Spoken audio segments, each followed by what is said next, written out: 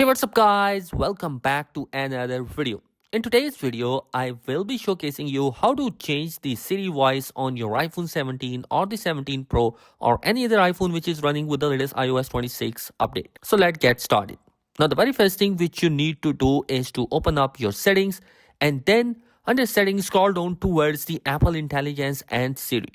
Tap on that and then select the voice.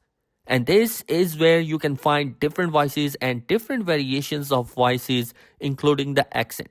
So for instance, if you wanted to select the American accent or the British accent, you can select any one of them. And you can also have the option to hear what they are going to be sound like, and you can choose different voices in a specific variations. And they are both male and female. You can select any one of them based on your need. So guys, that is the method through which you can easily change the voice of your Siri, whatever the voice you want. And this is going to be the Siri voice. It's really that simple. I hope this video will be helpful for you. Thanks for watching. Be sure to subscribe. Peace.